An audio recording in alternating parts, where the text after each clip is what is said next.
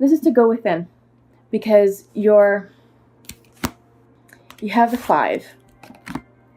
This is finding your way through the dark. The only way you can do that is to trust your intuition.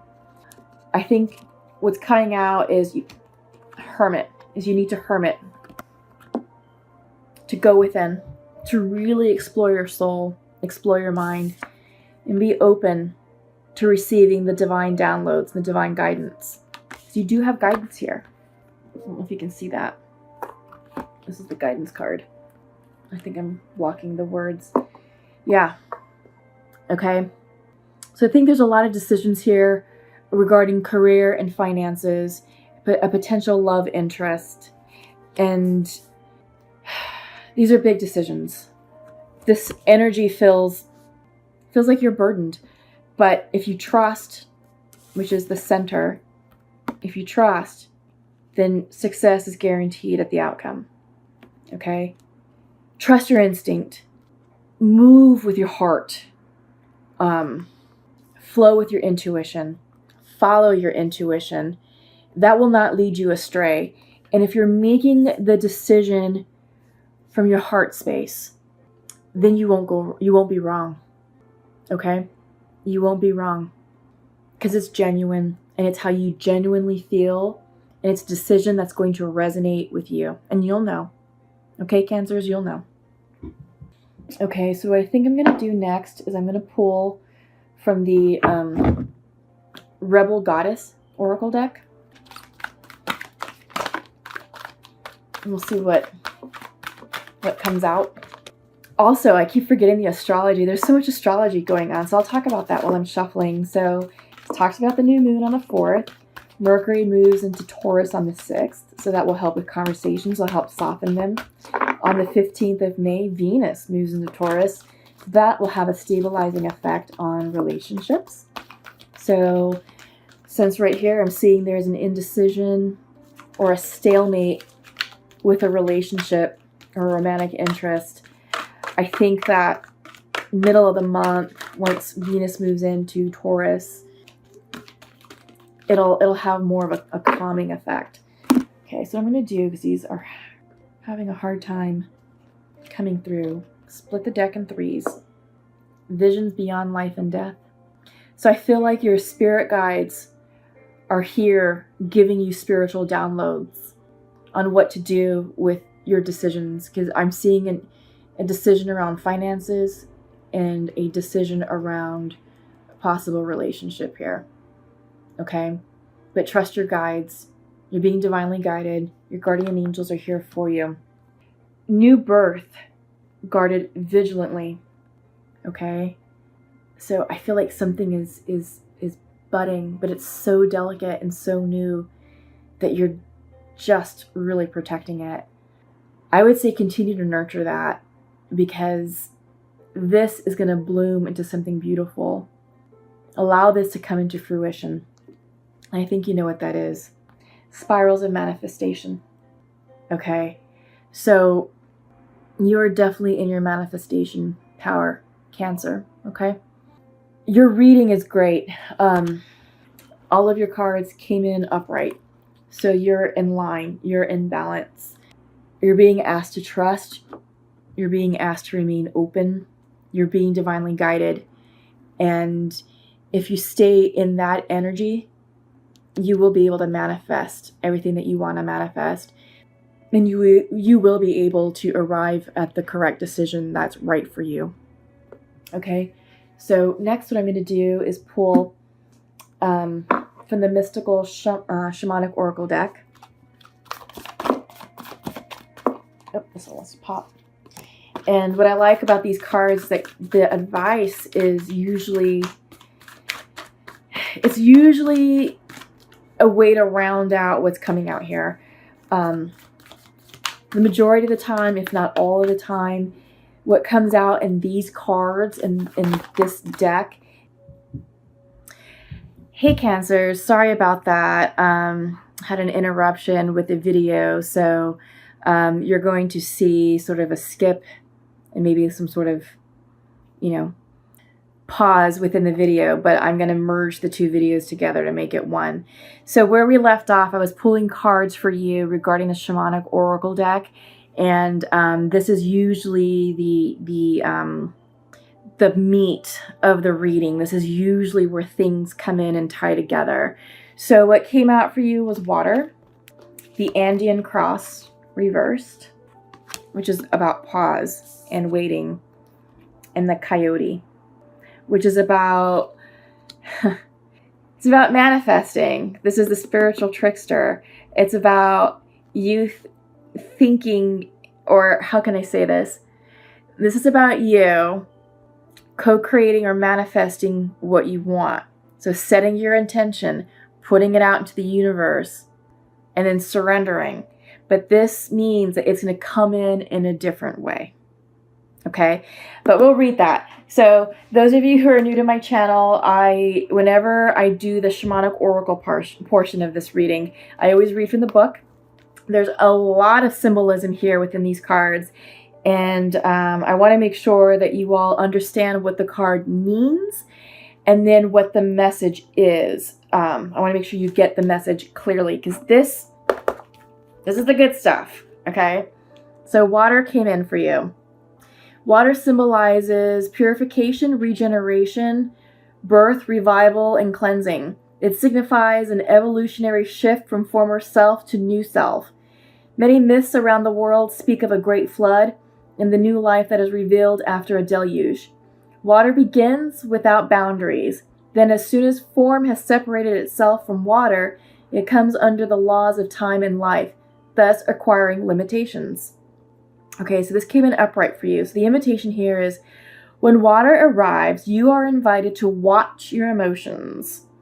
Know they are going to be changeable, and do not settle on a conclusion at this time. If you feel joy, feel that fully. If you feel sad, allow sadness to move through you. Water invites you to see the ebb and flow of events and trust you can ride the wave of opportunity when it arises. Natural flow is here. Go with it. Okay, I like that because there's a lot of water in your reading right now. You have the Trust, which is the Knight of Water. You have Receptivity, which is the Queen of Water. And you know, those are two big cards. That's about flowing, being open, trusting your intuition, getting in alignment, getting out of that egoic thought, because you have the Control card, which is clouds, which is intellect. That's air energy. That's, you know, it's very cerebral, it's very intellectual, but it's also very controlling, and you can't control this situation. So embody the qualities of water right now, Cancer. This is going to serve you well. Next up out of the deck is you receive the Andean cross, and it came in reversed. And when it comes in reverse, that means the timing is not optimal, and this is for you to wait it out, okay? So here we go. The Andean cross represents the cosmology of the shaman. It depicts the four cardinal directions, the upper and lower worlds, and the steps to reach these realms. The hole in the center is a gateway or interdimensional travel, is the gateway to interdimensional travel, the proverbial eye of the needle we can all go through to experience higher states of awareness and wisdom and to break free of linear time. Okay, so your medicine here is, the time has passed and the window of opportunity has closed. Now is not the moment to take that leap you have been over-preparing for. It is best to wait until conditions in heaven line up again to offer you a more propitious moment. Any bold action you take now will require tremendous effort on your part. Just as important as knowing when to act is knowing when to return to your inner stillness and wait for more favorable times. So this is a pause. I definitely agree with that. Just because the amount of indecisiveness in your reading, you're at a stalemate, right? Two of Swords reversed. You have the Two of Pentacles. You have the Nothingness card. So I do feel that a pause, waiting for more information to come through, is definitely optimal. Because like I said, you're in the gap.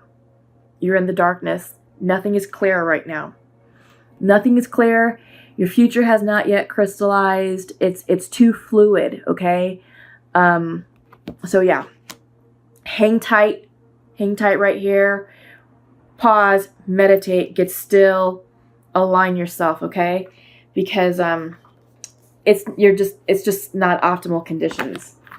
So then you have the coyote, and the coyote is a symbol of the sacred trickster, the one who provides detours for growth and understanding by ensuring that things don't go as planned. The coyote brings the energy of divine deception to set you free from the shackles of that which doesn't serve you. Okay, that's interesting. I'm going to read that again. The coyote brings the energy of divine deception to set you free from the shackles of that which doesn't serve you.